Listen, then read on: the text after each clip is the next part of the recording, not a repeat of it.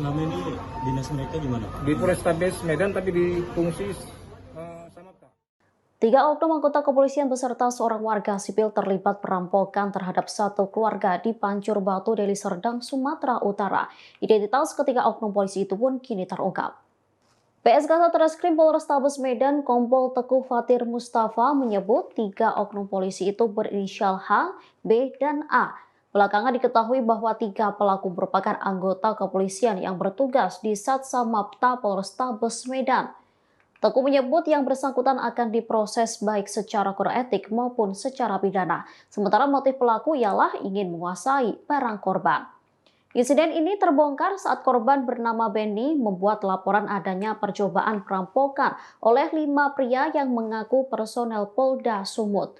Benny menceritakan kejadian ini berawal saat dirinya memposting foto sepeda motornya yang hendak dijual melalui marketplace Facebook.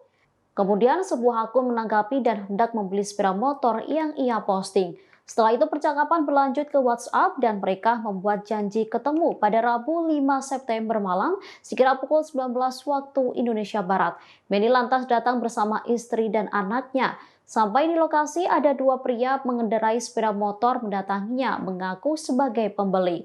Tak lama kemudian muncul mobil hitam yang berisikan 3 orang laki-laki lalu mengatakan jika motor yang hendak dijual terlibat masalah.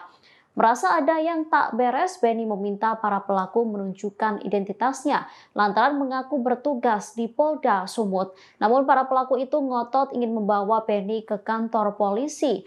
Antara pelaku dan korban lantas terlibat cekcok hingga akhirnya oknum polisi itu berhasil mengambil STNK motor korban.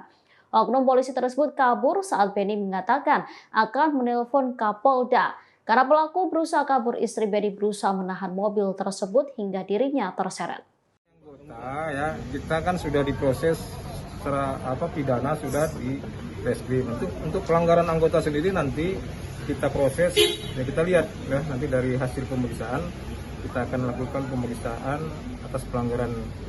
Ya, jelas mereka yang melanggar kita berikan sanksi ya. Sanksi pelanggaran kode etik nantinya. Ya, jadi untuk yang bersangkutan masih diperiksa, masih diproses di reskrim. Kita menunggu dari hasil akhir nanti dari reskrim. Pak, selama ini dinas mereka gimana? Di Polrestabes Medan tapi di fungsi Samapta Medan. Selama ini bermasalah atau enggak, Pak? Kalau selama ini ya kita lihat tidak ada. Tapi karena dengan kejadian itu kita bisa tahu bahwa dia melakukan pelanggaran ya kan. Itu yang mobil yang dipakainya mobil. Waduh, pelanggaran nanti pas reskrim kita tahu.